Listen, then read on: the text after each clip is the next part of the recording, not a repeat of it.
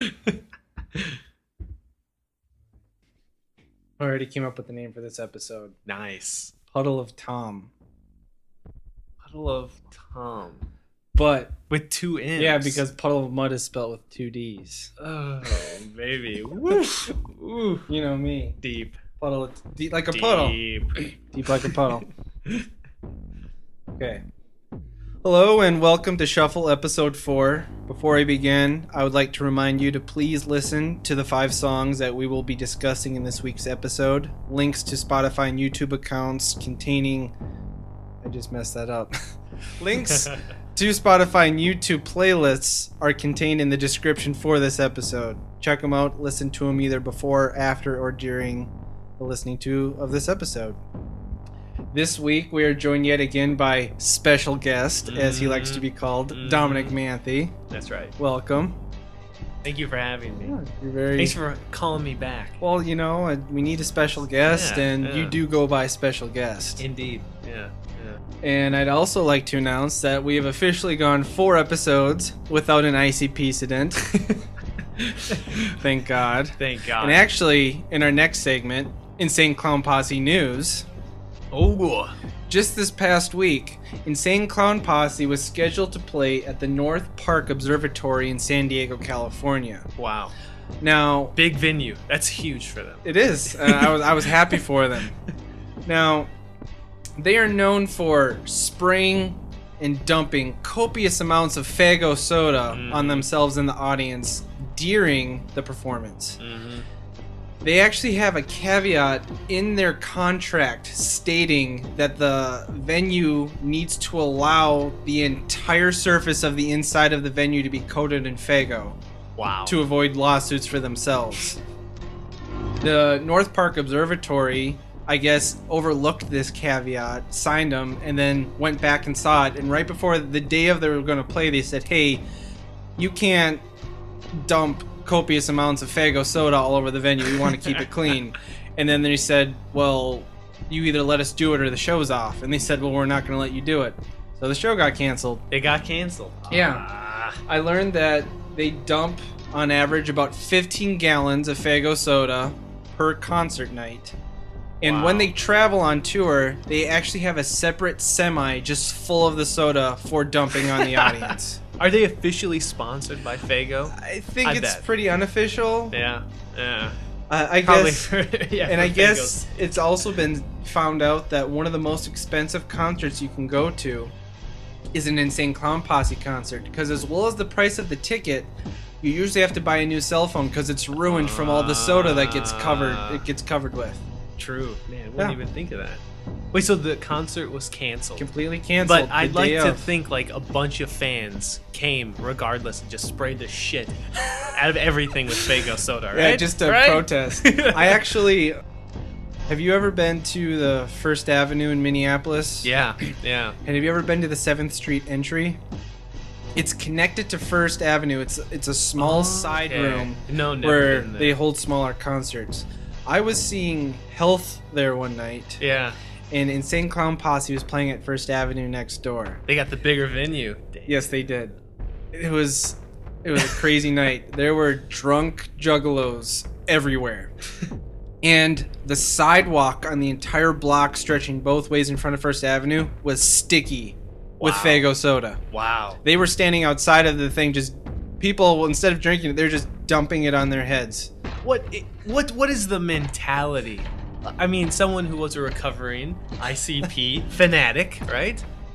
What was the mentality of these people? I think fanatic's a bit of a strong word. I experimented. I was ICP curious. There you go. Yeah, ICP curious. Okay, so I'm a little ICP curious as to what is the general mentality of these people who go to the shows and spray the living hell out of everything with Faygo. Are they doing it just because like it's funny, or because like this is a very serious ritual of solidarity? It's ICP culture. Well, there is a whole mythos behind ICP. I mean, I was planning on getting more into this once we ran into one of the songs, but I can give you there's a overarching storyline. There's characters, there's importance, like they have this series of conceptual albums that kind of lead to this mythos of the ICP. Wait. So without giving that away, Yeah. how much of that script, that mythos, do you think the average fan who goes to their show knows? Do you think most of them are like cult members, for lack of a better word? They're like hardcore active participants. Yeah, they're not casual bystanders. They're such a band where I don't think there's a casual fan. Okay. You are either a juggalo or you better watch your ass. You don't know anything about ICP, or you're like an ex-juggalo. Now, I listened to about 4 albums and I was like, okay, this isn't for me. Too heavy. I listened to it. Yeah. So, yeah, there's this overarching storyline, and one of the parts of it is this Faygo soda. The origin of it is these 2 guys, Violent J and Shaggy 2 Dope, the 2 members of ICP, were these broke kids growing up in Detroit, Michigan. And Faygo soda was really cheap. Yeah. So they drank it all the time. And then they started rapping about it and how it's part of the Juggalo culture. So it grew from there, where people who never had Faygo soda, like, it's cheap soda. But I remember back in Minnesota where they don't sell Faygo. Yeah. And you go to Hot Topic, you can buy a bottle of it for like $15 At Hot Topic. Yeah, they were selling it there because they sold Insane Clown Posse stuff, and they would mark it up when you could go to, even here in Pennsylvania, go to a gas station and buy like a liter of it for 75 cents. Yeah. It's cheap soda. Yeah.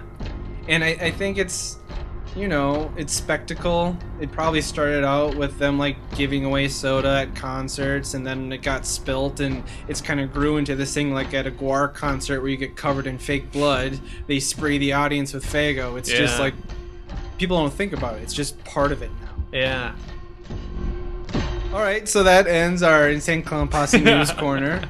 News Corner. News Corner. I don't want to know what happens on this News Corner when we're not here. Oh my god. It gets serious. This ICP alley. ICP alley. Have you been listening to anything this week that you want to talk about or like to share?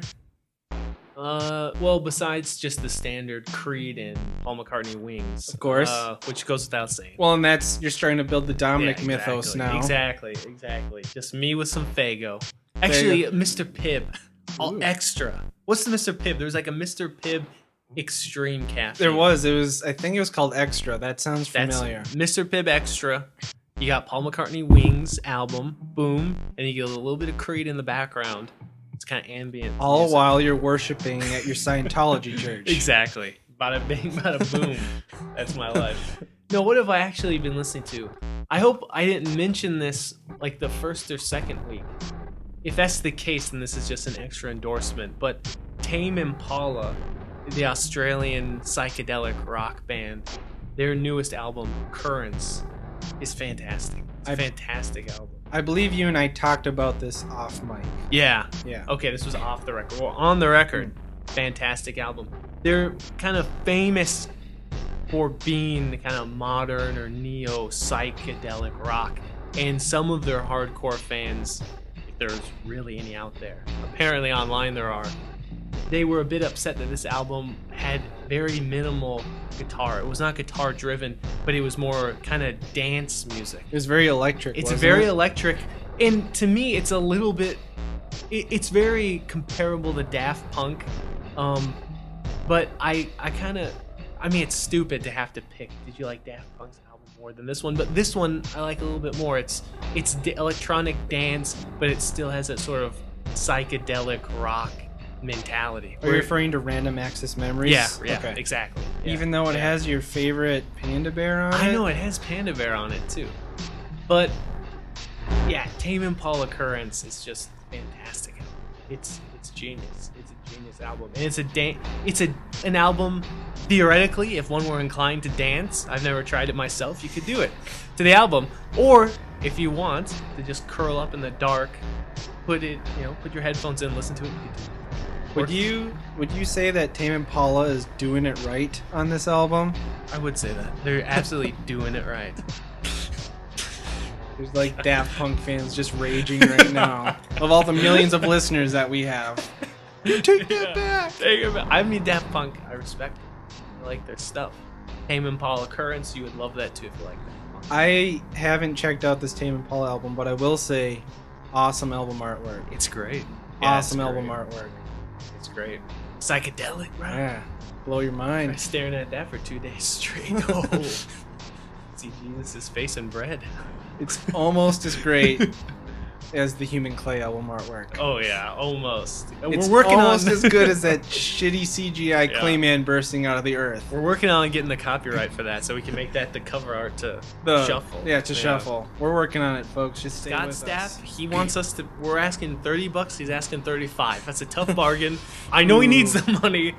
Open for 32. You can tell him, $32.50, and that's as high as we're willing to go. Final offer. Break his balls, man. Break his balls.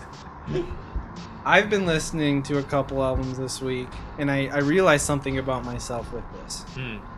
So first, one of the bands that I got into has probably one of the most pretentious names I've ever heard.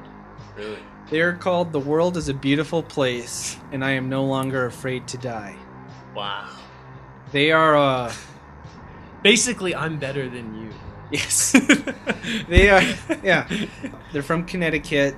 They are, of course.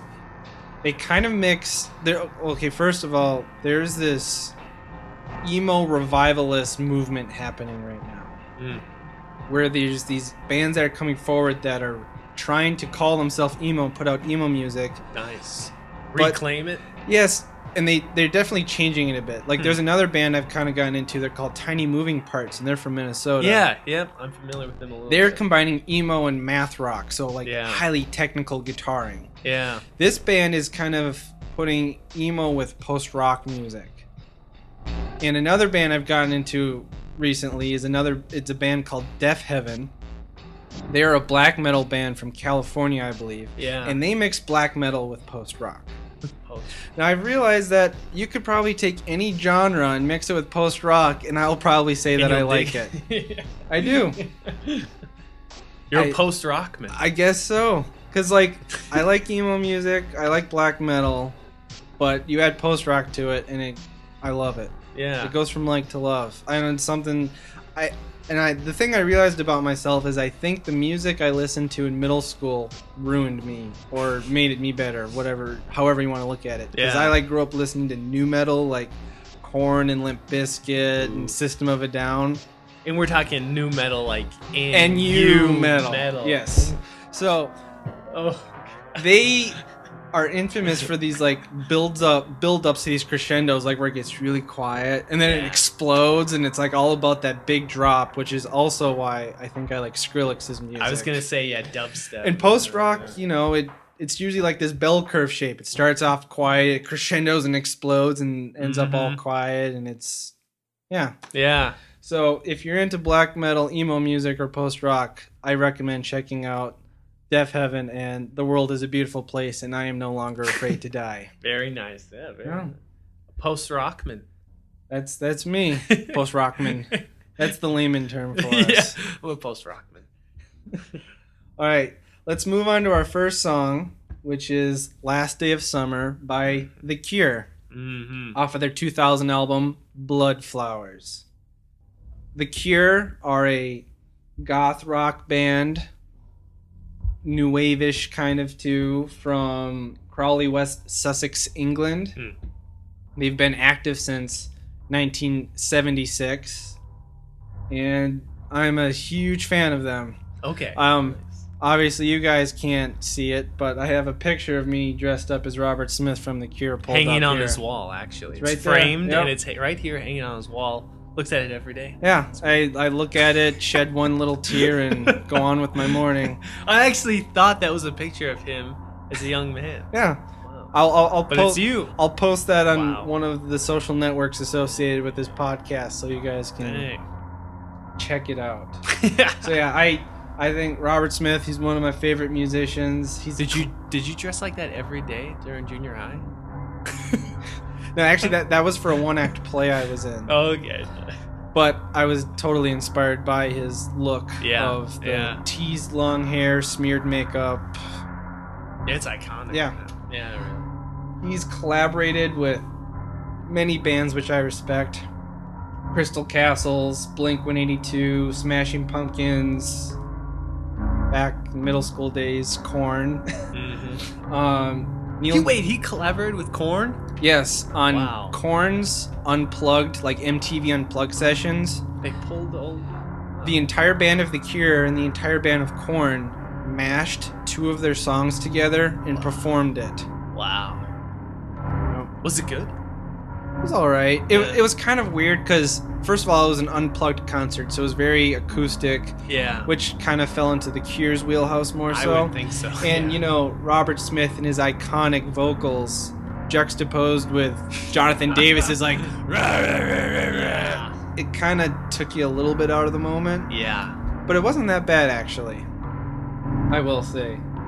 Robert Smith was the inspiration for Neil Gaiman's iconic character Dream from the Sandman comic book series. He actually voiced himself in an episode of South Park. That's right. Yeah. Where he battled a Godzilla version of Barbra Streisand. And yeah. The Blood Flowers is the final part of Robert Smith's trilogy, which are 3 albums that he considers to best represent what The Cure is. The first being the 1982 album Pornography, the 1989 album Disintegration, and then this one, Blood Flowers. And actually just last year, they performed all 3 of them live at this huge concert. Wow. So yeah, what did you think about The Last Day of Summer? Last Day of Summer. So I am not very familiar with The Cure's discography at all. I'm what you would call a casual kind of pop cultural fan. You're not a Curesman. I'm not a Cureman. No, by no means am I a Cureman. I just kind of am loosely familiar with The Cure, more just as like the kind of cultural icons that they are, and all of those things that they represent, for better or for worse.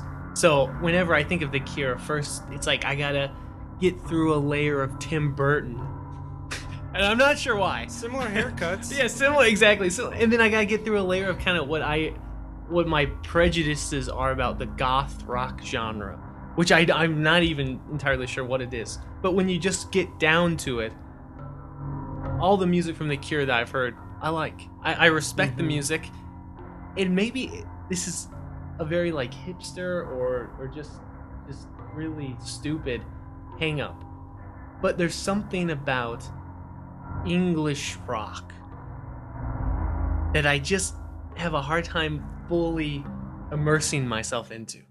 Meaning that, like in the Kinks, English rock, I got them. I like them. Pink Floyd, they also have a sort of English rock. But once you get to the 80s, like the kind of Morrissey, The Cure.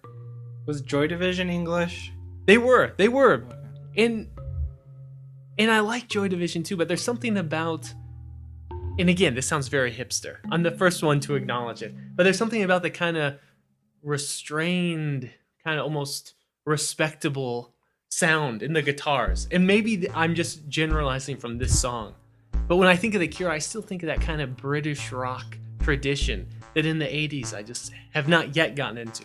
Well, no, he's known for his particular guitar sound. It is a sound he crafted. So the guitar sound in this song is a good example for the rest of the discography. Yeah.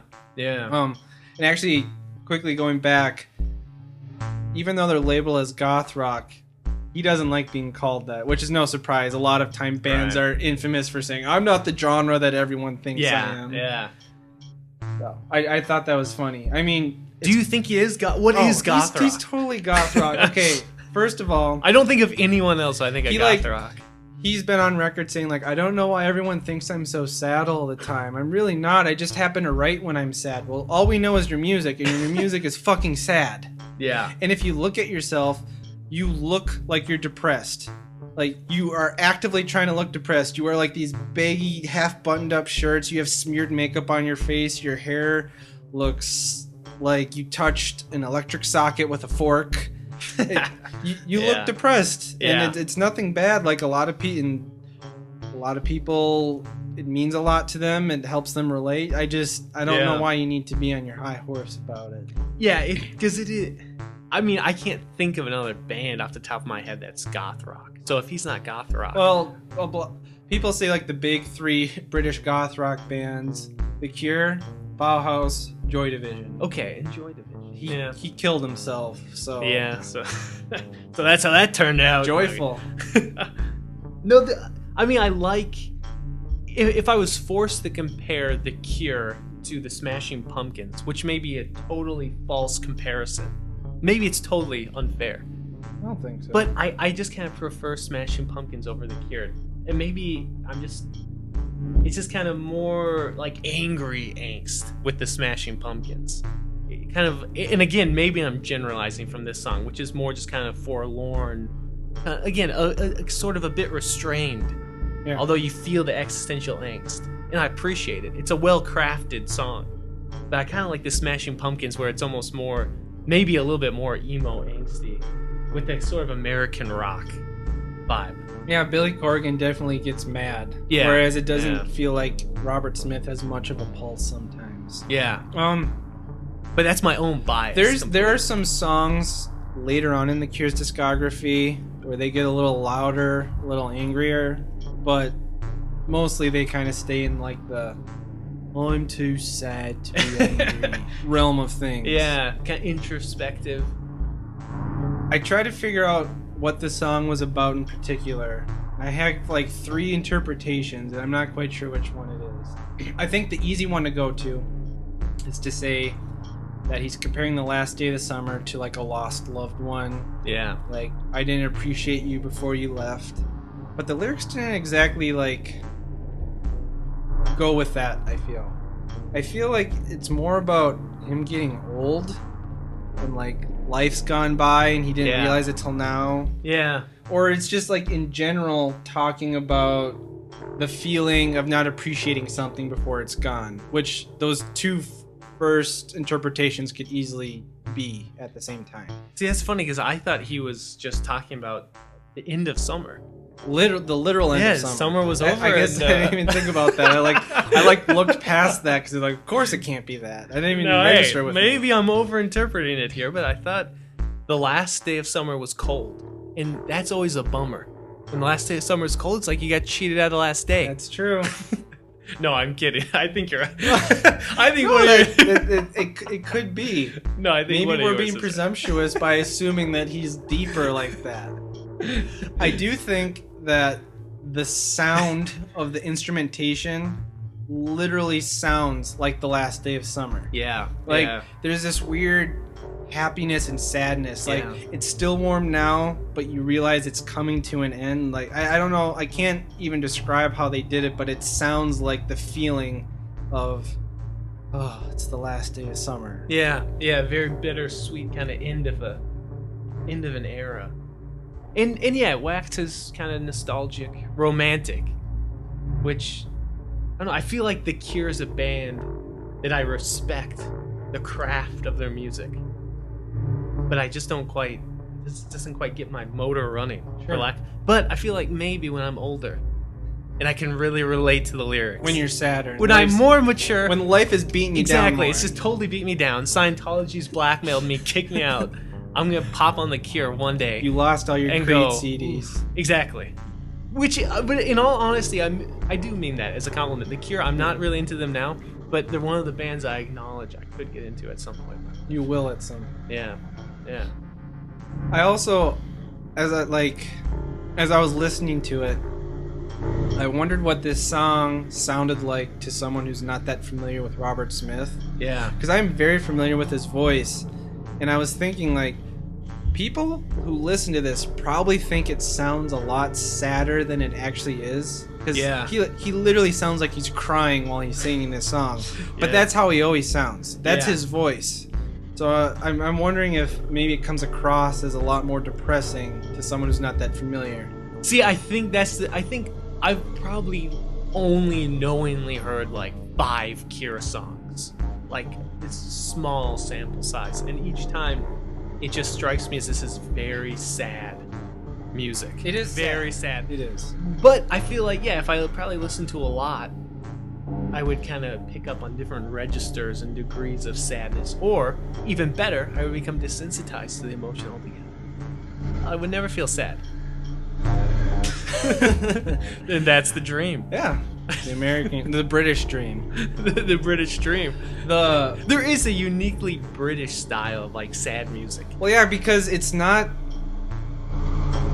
blatant sadness. No, it's like no. internal. It's like you can't show your weakness. Yeah. You gotta like shove it down and bottle it up inside you. There's like some sense of like respectability in British music. Yeah. I can't quite put into words, but it's like I'm sad, but I still am respectful. Yeah, because it's sad, but it sounds nostalgic, or Yeah. like you're pining for something almost. Yeah. More so than just boo hoo. Yeah. You know. Yeah. I also thought it was funny the YouTube comments on the video that I linked in the playlist. It's just a bunch of people like lamenting the end of summer. They're not even talking about the song. They're like, "Man, the last day of summer sucks." Yeah, Wait, they're literally saying they're the end of literally summer. like all the comments are just people talking about how much the last day of summer sucks. See? And how they always come to listen to this song because of how sad they are during the last day of summer. Maybe I was right. Maybe got it's it. about summer. You got it. The crowd has spoken. All right. Next, we'll move on to Icky Thump by the White Stripes, which is the titular track? The titular track? Exactly, yeah, the titular track. Titular track from the 2007 album, Icky Thump. Not that any of you probably don't know, but the White Stripes are a bluesy garage rock duo from Detroit, Michigan. Interesting fact, I found out that Jack White, the guitarist and vocalist for the White Stripes, used to be the drummer for a cowpunk band called Goober and the Peas. What's cowpunk? It's exactly what it sounds like. It is country music mixed with punk music. Wow, I could see that. I could see him doing that. I mean, the amount of blues that he's into, it's not that surprising that he delve into the country side of things. Yep. I learned that, because I was so curious what Icky Thump meant. Yeah. I learned that it is a Northern England phrase, which roughly translates to saying, "Oh God." It's slang for, "Oh God, Icky Thump." Icky Thump. And another interesting fact is Jack and Meg White had these very particular outfits for this album and the music video and the artwork, where it's these black outfits that are just completely covered in pearls. Yeah. Which is actually a Cockney style traditional garb, which is like Southern England. So Icky Thump is from Northern England, but the costumes they wore for it are from Southern England. I wonder if you think that was intentional? Maybe? I don't know. And I should say that the title of the song and album is Icky, I-C-K-Y. Yeah. The actual phrase is Ecky, E-C-K-Y. Jack has said that they misspelt it on purpose because here I wrote it down. They're hipsters. They changed the spelling so teenagers in America would better understand. So I think he's calling us dumb or something. He's always concerned about youth education. He is. So it's very consistent. So the song is a critique on contemporary USA immigration policies. He comments on how easy it is to get across the Mexican border, such as Icky Thump, who to thunk, sitting drunk on a wagon into Mexico, because it's so easy to just get over, you can be drunk. He says, "White American what? Nothing better to do. Why don't you kick yourself out? You're an immigrant too," because we're allegedly a nation of immigrants, a melting pot, so to say. Who's using who? What should we do? You can't be a pimp and a prostitute too, which is kind of referencing the fact that we like to call immigrants lazy, yet they're at the same time taking our jobs. Yeah, so it's kind of talking crap about how we treat Mexicans. What do you think of Icky Thump? So yeah, I would say I would identify myself as a White Stripes fan, to be honest. White Stripes fan. Jack White's solo music. That's a bold stance to take. Yeah, it's a bold stance. I'm willing to take it. The Jack White solo material I'm not very familiar with, which is odd, probably, because I think his solo stuff has become extremely popular. But this song, I really do think this is a fantastic song. I just love the sort of almost manic nature of the vocals mixed with the very strange guitar effect that has that weird buzzing, in the beginning and throughout, which I think, at least when he does it solo, it's a guitar effect. I don't know how he recorded it in the studio. It's actually, he uses a guitar and a synthesizer called a Univox. Ah. So the best way I can put it, like the very beginning of the song, the little solo is the Univox. Yeah. In the middle, it's a Univox, and at the end, it's his guitar. Yeah. Okay. And actually, I had to like look this up because the effect on both of them sound very similar. Yeah. Yeah. And something kind of funny. I looked up a live video of them playing it because I was curious how they did it live.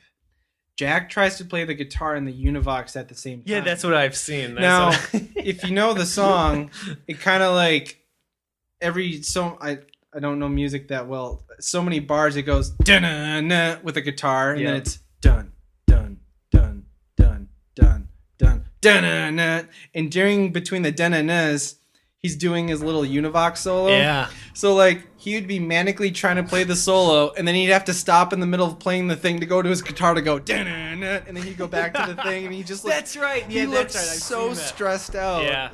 It's like why don't you just get a third guy? Yeah, get a third get a man, third yeah. person on there. Yeah.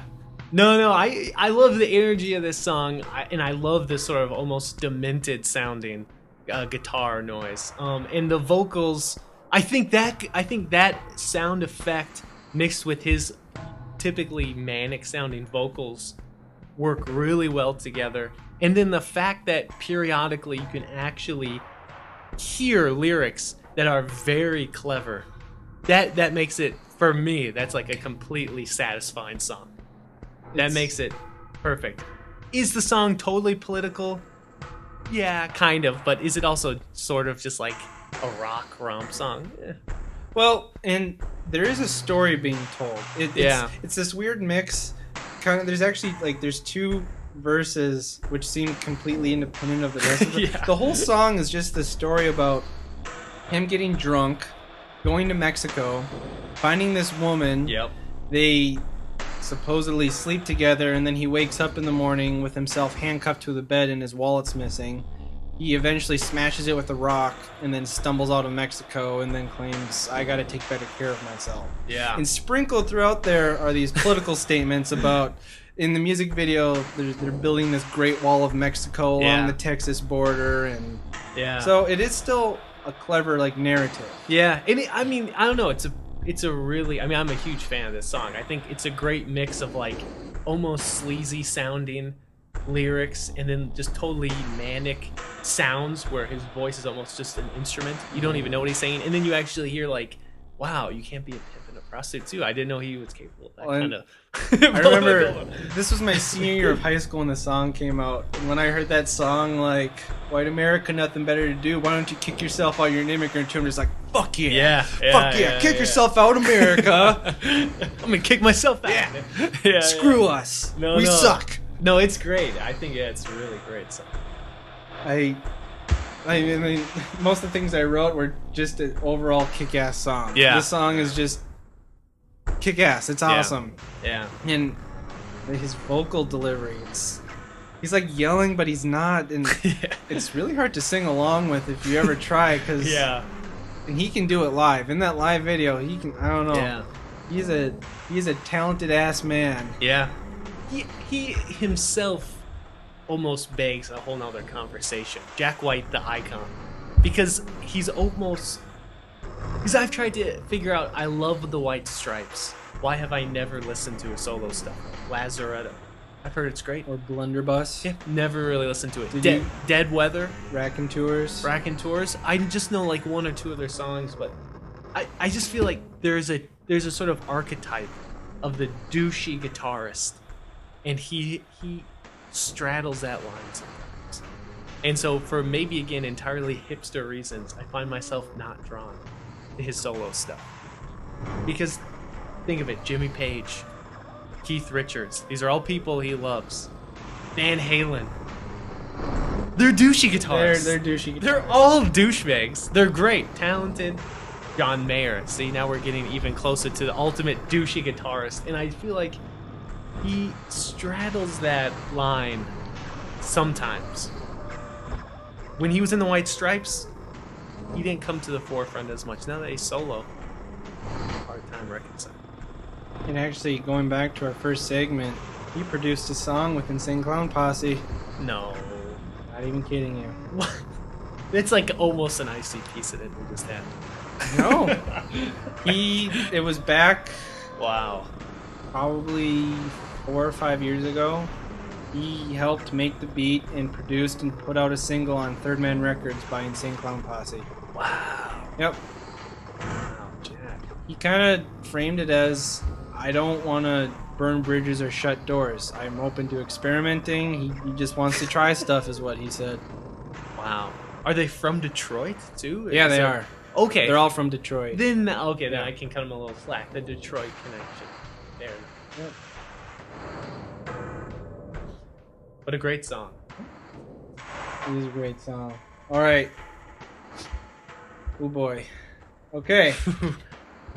Big one coming Next up. song. Baby.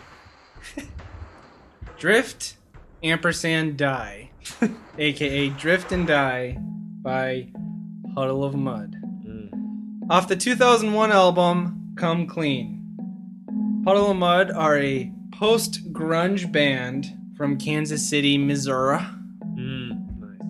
Post-grunge is an amazing genre that put out bands such as Matchbox 20, Creed, Nickelback, and Puddle of Mud.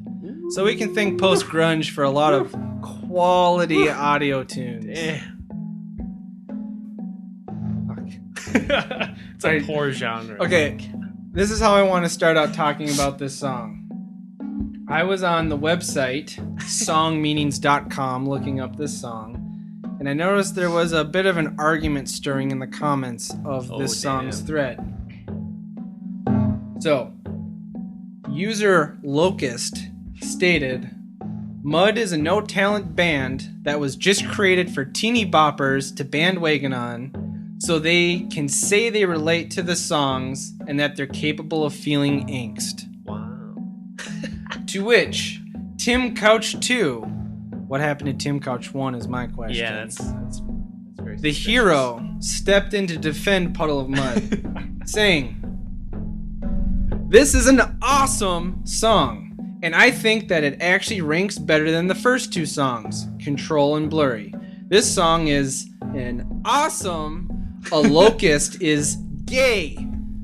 This is a hardworking band out of Kansas City and is not for the teeny boppers. If there was a band and teeny boppers like their song, this does not mean that this band is for teeny boppers or that they like teeny boppers. They have no say over who likes them. That's why I hate it when top 40 stations play Puddle of Mud or any other good rock songs. Then they get a lot of gay fans, and then the song gets way overplayed. Great song though. Go Puddle of Mud. That is passion. So those are the kind of people that attract. Are you Puddle of Tim Mud. Couch 2?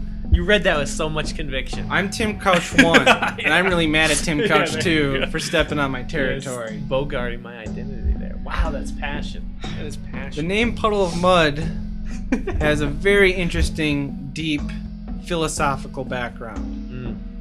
Back when they were recording their first EP, the recording studio they were going to had a lot of potholes in the parking lot, and it would rain a lot, which would fill up with rainwater and mud. And there was a lot of puddle of muds they had to get through to go record their album. That's the whole fucking story. Wow. Wow, that's brilliant. I feel like I can see it. That's a puddle of mud. Yep. Let's write that down. How do you spell mud? I don't know. Mud, M-U-D-D. Now, Wes Scantlin, the lead singer of this band, and the only constant member, so the brainchild of Puddle of Mud, They have a very high turnover rate. Who would have thought? has been accused on numerous occasions of lip syncing. He's been What? accused. Is that right? He's been accused Wow. on numerous of occasions of lip syncing during live performances. He's often appeared extremely drunk and barely able to even mime his way through the songs, which is why he's been caught lip syncing. Wow. He's been booed off stage tons of times. One time after being caught lip syncing, he lost his temper, threw his microphone and a beer bottle into the audience, and then jumped into the audience and tried to physically attack the person that called him a lip syncer. Wow. Basically, he's a fucking douche. Yeah. And these days, if you go on YouTube and just type in Puddle of Mud, their music videos aren't the first videos that pop up. It's fan videos with titles such as Puddle of Mud on Stage Meltdown. Puddle of Mud, Wes Scantlin, I'm not a fucking lip syncer, shortly before storming off stage. Puddle of Mud barely plays one song before yelling at audience and leaving stage. It's just a douchebag. It's just another example of the tortured genius. It's hard to be that great. All right, since you're the Puddle of Mud apologist here, what do you think of Drift ampersand Die? Look, let me just say this: Nirvana, Pearl Jam, Soundgarden. Oh, so pre-grunge. Yeah, exactly. Look, what did they all have in common? They just almost got it right.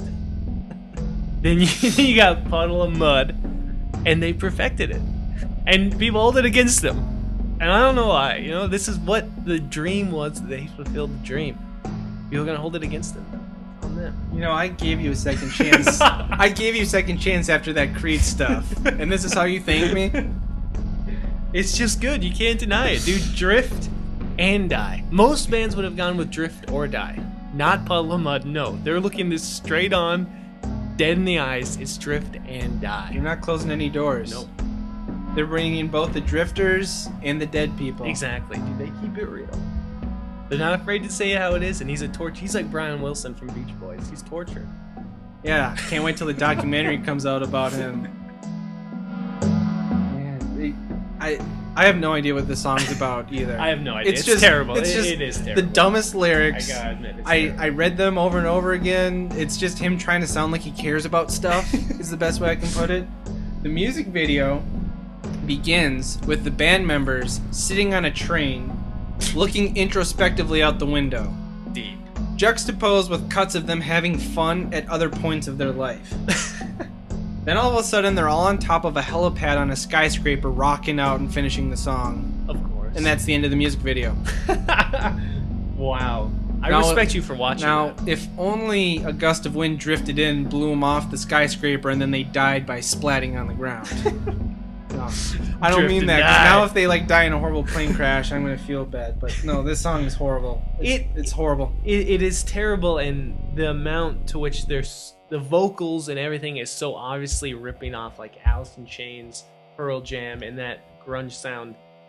It's depressing, and I genuinely wonder what is the meaning of the word post in post grunge. Is it just that this happened to be the bands and they're all terrible that tried to copy the sound, or was the genre itself just doomed somehow? I don't know, because I love grunge music. Nirvana, Pearl Jam. Why was post grunge arguably or inarguably one of the worst genres 21st century? Well, grunge was all about kind of like a do-it-yourself aesthetic, Yeah, staying true to the art. yeah, Post grunge is all about mainstream accessibility. big time. Yeah, So exactly. they stripped away all of the angst and just replaced it with what does audience want to hear? Mhm. How can we crowdsource this genre? Yeah, Nickelback. I mean, yeah.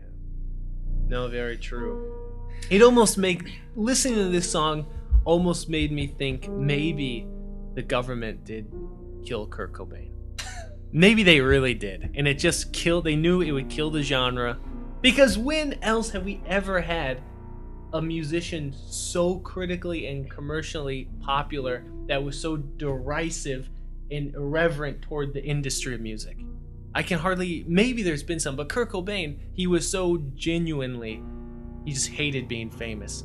And he just seemed, till the very end, so very grunge. Maybe he really just did get killed. Maybe he did. We're looking at you, Courtney Love. What'd you do? It's bigger than this, man. We're Oh, talking man. Illuminati stuff here. Now you're talking my language. Now you're talking my language. I don't know. From grunge to post grunge, it's very depressing. Very depressing. Oh my! It's all Fred Durst's fault. He got that band going. I read that too. In preparation, I knew very little about Puddle of Mud except just This is how you remind me of what I feel. Actually, That's them, right? That's Puddle of Mud? do you want me to correct you? Correct me. Nickelback. Oh, God. Which one's Puddle of Mud? The Blurry is probably the biggest song. How's that It go? goes, can you take it all away? Hey, can you take it all away? Hey. That's just some of the worst music. The same song. Jesus Christ. There was... did murder. You got it. Yeah. Yeah. Let's turn this into a post-grunge karaoke hour. Yeah. Tune in. Post-grunge karaoke hour. Karaoke hour. Brought to you every week. There was this indie computer game I used to play a lot back in high school that was called the Emo Game. It was basically a side-scrolling shooter game that made fun of music. It even made fun of emo music, and I should say this was like true early's emo music. A fan of that genre, like so At the Drive-In, Thursday, Rites of Spring, kind of before it got post-emo, I guess. Yeah. And one of the final, and so basically you'd play the lead singers of these traditional emo bands battling shitty musicians. Puddle of Mud was one of the bosses. And I need to play this game. It might. It's been a long time. It might still be out there. I don't know. So the Puddle of Mud boss, and if there are any young listeners or easily offended people out there, close your ears because it's a little graphic. It was the 5 members of Puddle of Mud in a train, all having anal sex with each other, and they'd like go around like a train, just having sex with each other, and they would build up to a huge beam of a white laser, I guess, and they would shoot you with their ejaculate. This is like Human Centipede type stuff almost, right? Yeah. It's where they got the idea for it. Yeah, wow. Puddle of Mud, human chain, sex chain. Can you take it all away? Take it all away. Jesus. All right, let's be done with this. Let's drift and die on to the next song, which is, and I'd like to offer a correction. I realized on the last episode, I said this song was called 100 Million Died to Make This Sound. It is actually just 1 million died to make this sound. Makes it less bad. So I apologize. 1 million can die. 100 million. Yeah, that's a little excessive. Yeah. 1 million died to make this sound by the Silver Mount Zion Memorial Orchestra and Tra La La Band. Off their 2008 album, 13 Blues for 13 Moons. The first 13 is the number 13. The second 13 is the word 13, just in case you were wondering. They are an experimental art post-rock band from Montreal and Quebec, Canada.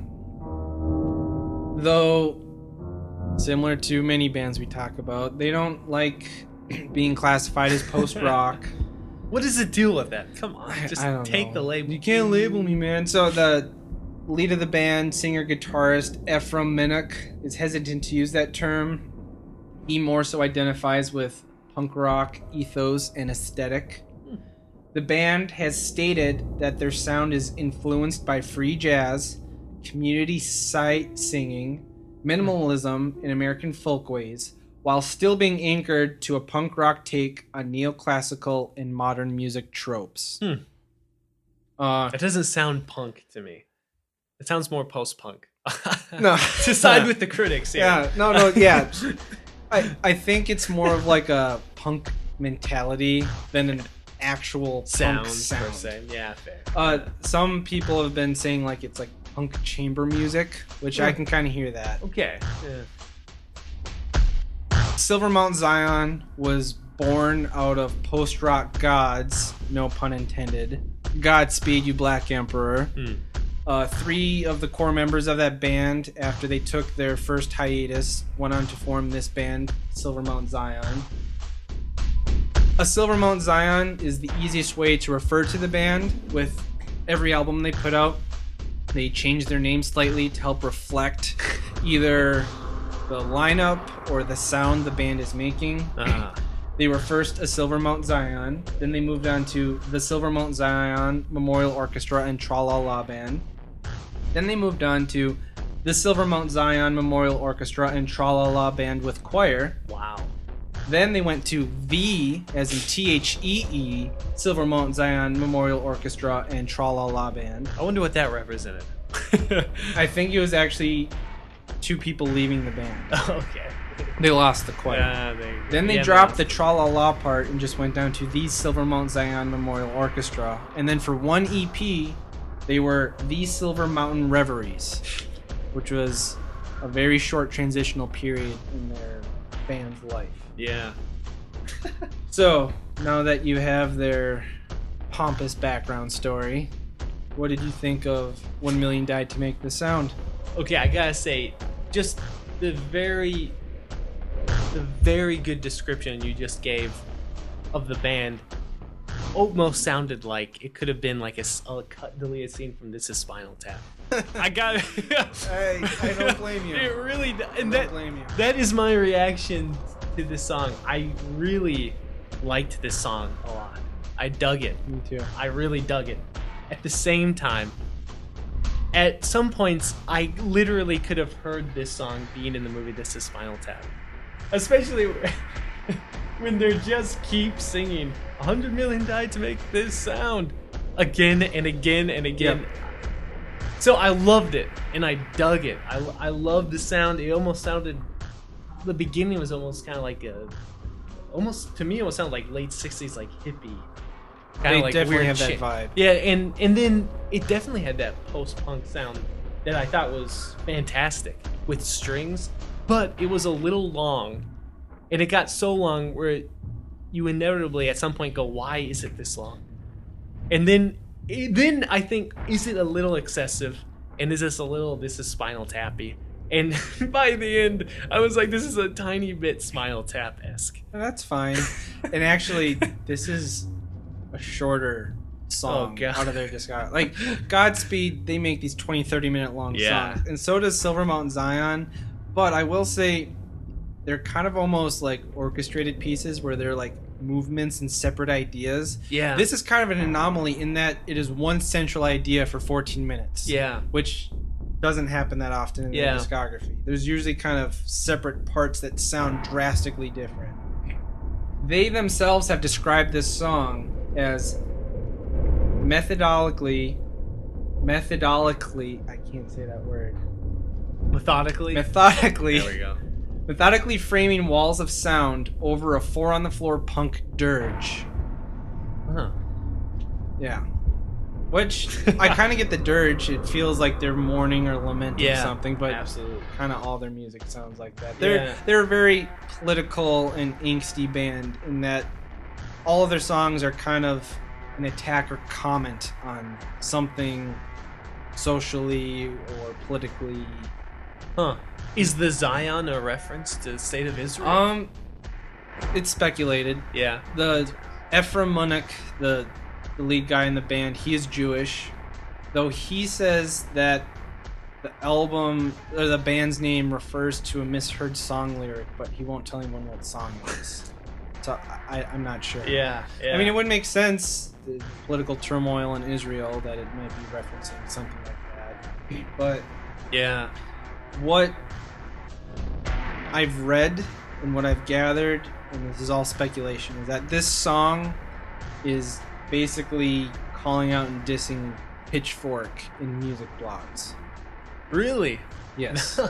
Which at first I thought it was very political sounding, but I assume that because I just assume that of them because they're a very politically charged band. Godspeed's a very politically charged band, even though they don't have lyrics, they somehow still do it. So Pitchfork gave this album a 5.3 and called them terrorists in the review, kind of as a joke, and they got super offended by it. Wow.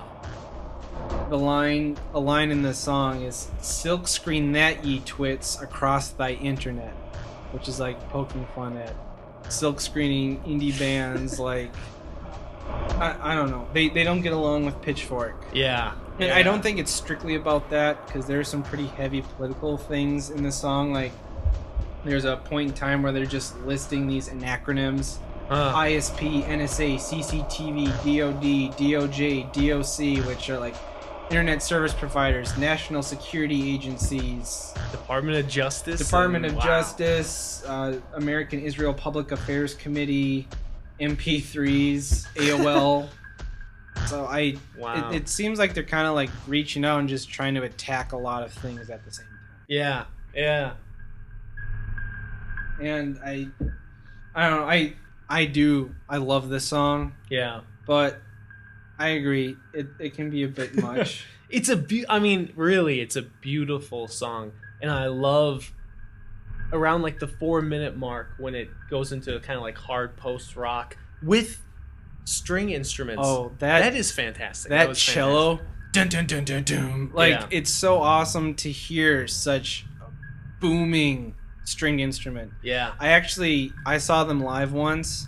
Oh wow. And I brought my friend Matt Green with me, who is a hardcore classical music nut. And he was so impressed. Like he said, like, I've never heard someone mix rock and classical and mic it so well. Like it's just, the level was perfect. Like nice. The strings weren't overpowered by the drumming and guitar at all, and they just added to it, and it's so layered. And it's a good point, because usually if a band uses strings, you hear it for like the first second, and then it just disappears into the background. But it was fantastic. I thought the vocals got a little bit silly sounding at one point. That I gotta be honest, that he's got a weird voice. Like I wasn't sure if it almost, and maybe this is totally like over intellectualizing the whole thing, but it almost seemed like at some point the vocals were like becoming a parody of themselves, because they started to sound very like annoying and like silly. But maybe, I don't know, maybe that's just the nature of the repetition. I honestly just doesn't have the best singing voice. He sounds like this on all of his songs, and I don't know if it's a stylistic choice, because I think it must be, because if you go to the early Silvermount Zion music, it's not as characterized, I feel. Yeah. I think he's trying to add emotion to it. Yeah. But usually it comes out because it's like his voice cracks almost. Yeah, it gets a little silly sounding. He's like, make this sound. Like it's like it feels like he's straining to like go past his vocal register or something like that. Yeah. And then when it just keeps repeating at the end, I was just they make heavy use of like singing in rounds and repetition. Yeah. So there'll be in almost all their songs like repetition of line and then singing in rounds with people singing over each other and layering the vocals. So like while you found them singing 1 Million Died to Make the Sound over and over again very distracting, it's very normal to me, but I'm very familiar with their discography. Yeah, that makes sense. And actually, one of the reasons why I think this song is a critique of Pitchfork is the phrase 1 million died to make this sound is in reference to all of the bands that never get a chance because Pitchfork pans them. So it's almost like Silvermount Zion climbed on the million bodies of dead bands to get to the top to make the sound that you're listening to because they got reviewed. Yeah. No, that makes sense. No, I mean it is overall a fantastic song, and I'll definitely listen to more of Silvermount Zion. I was very impressed. I can definitely hook you up. I have all of their albums and all of Godspeed's albums. If you're ever feeling kind of pretentious and angsty, they are a great band to put on. I'm known to be a little angsty and pretentious. I will say, while I disagree with Pitchfork's review of the album, they brought up some good points. Like, at some points in time, the reviewer said that when you're listening to this album, it kind of leaves you feeling scolded, like you did something wrong. It's not like, they're not like talking about how we need to rise up against. It's like, you fucked up. Yeah. You're a bad person. Yeah. Look at these injustices. It kind of gets that feeling. Yeah. Yeah, a little mighty higher than now, so it's chastising you. I'm Catholic, so I can appreciate a good whip on the back. Oh, a good whip on the back. Gotta punish yourself. I'll take it, Mount Zion. Take it. All right, let's move on to our final song, I Never Talk to Strangers by Tom Waits featuring Bette Midler. That's right. This is off of Tom's 1977 album, Foreign Affairs. Tom Waits is a singer, songwriter, composer, actor, genius all around. He dabbles in blues, jazz, vaudeville, industrial, avant-garde, rock. He's kind of all over the place. Everywhere. Yeah. He's from Pomona, California. In his early years, which is where this song falls in, he was going for a more jazzy crooner vibe, but I think he realized that he didn't really have the crooner voice. If you know Tom Waits' voice, it sounds like he guzzles gravel every morning. It's a very distinct growl and rasp. Although legend has it, he can sing in 5 octaves. He just chooses not to. Yeah. That's the rumor. That's a lot of Tom Waits is tall tales. Tom's rumor, tall man. tales. Yeah, Tom's. And then later on in his years, he moved on to the more experimental, avant-garde, industrial style music. The best way I can put it, he's a cult phenomenon. He has a huge underground following. Yeah. While he doesn't have much commercial success, he has a giant fan base. Yeah. He was inducted into the Rock and Roll Hall of Fame a few years ago. He's an amazing musician. And one of the hardest musicians to see live. The shows are like very rare and they sell out. Oh yeah. Immediately. His last tour, the Pesca Jumba tour. Is that right? That was back in 2008, and they put out the live album Glitter and Doom. Yep, that's right. Which I have on vinyl. Nice. What sucks though is if you get the vinyl, you don't get the bonus CD that comes with the CD version, which contains an hour of his stage banter, which he is an amazing storyteller. I've heard that Heath Ledger based his performance of the Joker loosely off of Tom Waits. Oh, totally. If you listen to... So he put out this album of B-sides and rarities it's been more than a few years. It's probably been almost 10 years, called Ballers, Brawlers, and Bastards. I might be mixing those 3 up. The Ballers are a bunch of sad songs, Brawlers are a bunch of angry songs, and Bastards are a bunch of weird songs. And he does all of these stories on the Bastards album, where like one of them is him reciting a Bukowski poem, which is actually incredibly beautiful. Yeah.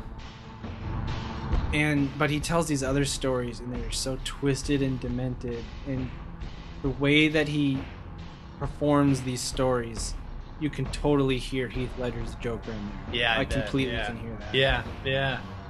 But we're talking about I Never Talk to Strangers. So, what did you think of this song? So, yeah, I'm familiar with this song. Humongous fan. You are familiar with this song? Yeah, and a huge fan of Tom Waits.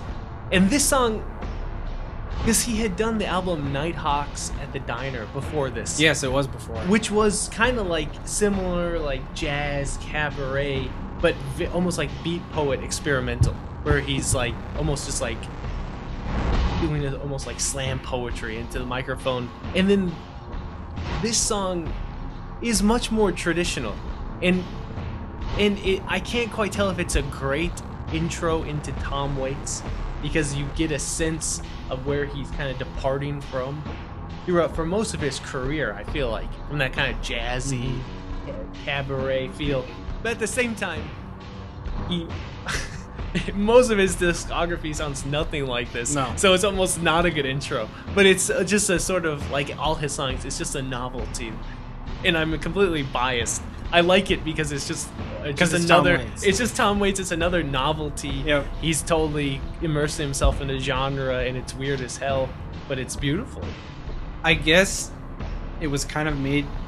I don't want to say like a mistake, but he never intended to make this song. Is that right? I guess while he was recording Foreign Affairs, Bette Midler was a friend or acquaintance of the producer of this album, and she stopped in the studio and just on a whim asked if Tom could write her a duet, and he went off and just wrote it and came back with this. And then later on, I guess Bette Midler had contacted Tom's agent about doing more duets, and I don't think he was that keen on. He's like, I guess we'll figure it out some other time. And then nothing ever came of it. Yeah, wow, that would be amazing, a Bette Midler and Tom Waits album. Yeah. So this album, Foreign Affairs, is supposed to sound like the feel of a black and white film noir movie. And I can definitely hear that in this song. Yeah, like you're in this dim, smoky bar. Yeah. There's actually some like sound effects in the song of a bar and just this smooth jazz playing, and it's more so a conversation than a song. Like, they're not singing along with the music. They're just kind of sing-songy talking to each other. And they got that kind of like cynical but almost romantic vibe in those early noir movies. Well, and another trope of film noir movies are cliches, which this song is full of. Such as the line, "I was not born just yesterday. It takes one to know one, and I've been around the block." It's totally film noir. I feel like I'm in a bar watching this guy trying to hit on this girl and her not having any of it. Which again, that in a way, it is a good intro to Tom Waits because so many of his songs put you in a scene, like you're there. Maybe it's weird as hell, but at the same time, this is a very unique scene that I don't think Tom takes you to in many of his other songs. I do think it might be a bit jarring for people who don't know Tom. Because, like, you hear this kind of smooth, jazzy music playing. It starts off with Bette Midler saying, "Bartender, I'd like a Manhattan, please." And then this guy comes up, he's like, "Excuse me if you heard this one before." And it's like, who the fuck talks like that? What's wrong with his voice? How drunk is he? Get it? Like, I think a meth addict just approached me in a bar. Exactly. But I mean, it's a pretty song. It's a great song, and actually, when they're like literally duetting and singing together, I think they complement each other pretty well. Because on Tom's like very first album that I've heard, I don't know, maybe he has an earlier one. He does try to sing more or less conventionally. Well, he started out with the intention of being a crooner. That was his goal. So he can do it, like you kind of said. He would have been a mediocre crooner. But I mean, the song, it's just another of many Tom Waits kind of novelty songs. I agree. I mean, which I think he has a whole discography of. Exactly. Every Tom Waits song is a novelty song. It's just experiment in a genre. I also read that this song was below Bette Midler's register, which is why it ended up being more of a talking song, because she literally couldn't sing low enough to meet Tom Waits' voice. Because she's a soprano. She sings very high. Yeah, I could totally see that. I also I found out that it was because of this song that Francis Ford Coppola asked Tom Waits to do the soundtrack for his film One from the Heart. Wow. He was looking for someone to score his film, and in the pile of music he was this duet with him and Bette Midler. He's like, I want to talk to that guy. And then he got to do the soundtrack for that movie. I need to see this movie. I've never seen it either. I've heard tracks from that, but I've never seen the movie. No. Never seen the movie. Anything Tom Waits is involved with, I'm interested in. Yeah, definitely. What's the 1990 superhero movie? Mystery Men. Mystery Men. Oh, man. Classic Tom Waits. Imaginarium of Dr. Parnassus, where he literally plays Satan. Yeah, it's awesome. Or, sorry, Mr. Nick. Yeah, Mr. Nick. And Heath Ledger was in that film, which brings it all together. Yeah, exactly. Ties it all together. What a lovely man. Yeah. So, if you had to pick a favorite from these five, and before you say what I think you're going to say, beyond Drift and Die, because I'm pretty sure... I know that's both our favorites. So what is your second favorite from this list? So for the record, we're bracketing off. Well, okay, sorry. We're bracketing off Wings. Arms Wide Open is Creed. Perma Dominic's number one. Okay, good. Drift and Die might be 2 or 3. I don't know if tied with Wings discography. If that's the entire fair. Wings discography. I mean, let's be honest. Plus Drift and Die by Puddle Mud is 2. Have you ever had to pick your favorite Wings song? It's torture. It's like pulling teeth. I'd rather blow my brains out. I would have to pick favorite song. Icky Thump. Icky Thump. To me, that's the best song of all 5. If I had to pick. Now, I had to think about this.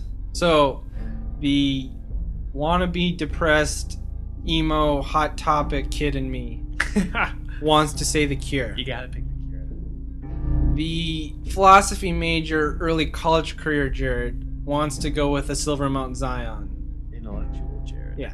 Sorry, intellectual. I didn't mean pretentious. I meant Yeah. intellectual. The real you wants to go with Puddle of Mud. Well, we've already gone over that. Fine. Deep down, on the most visceral level, Icky Thump is just great fucking song. Yeah, I can't deny it. It's a dynamite Like, song. The other two, The Cure and The Silver Mountain Zion, which are two of my favorite bands, I need to be in the right mindset to listen to them and fully enjoy it. Yeah. Whereas no matter how happy, angry, depressed, sad, whatever I am, if you put Icky Thump on, I'm going to nod my head to that. Yeah. Because that is just a great song. Yeah. It's the best. It's a Yeah. great song. Yeah. Jack White's goddamn genius. Yeah. I don't know what to say. 2 weeks in a row, we agreed. What's, that right? what's happening Oh, to man. us? But for the record, it's agree with an asterisk because Wings and Well, yeah, because Creed and Puddle of Mud. We will always disagree because I like Puddle more than Creed, and you like Creed more than Puddle of Mud. Oh, And that's how we first became friends. Arguing in a bar. It was after a fight. We got into a pretty bad fist fight, and then we agreed to disagree on Puddle of Mud and Creed. Then we just went and sprayed Fago all over ourselves. We did. Sat down in the Church of Scientology and said, "Thank you, Lord Zeno." It's the way it goes. I should probably stop talking about them, or they're gonna sue me. They sue everybody that talks about them. Hey, it's free press, man. Get those things out of here. Get out of here. All right, I guess let's go pick out the 5 songs for next. All right, here are your 5 songs for next week. The first song is Watching Boats with My Dad by Buckethead. Second song is Rosemary's Baby by Phantomus. Third song is Easy Girl by Coconut Records. Fourth song is Aortic Dissection by Carnifex. And the fifth song is A Journey to Reedham 7 a.m. mix by Square Pusher. So go ahead and listen to those songs, and we'll talk about them next week. Thank you for listening.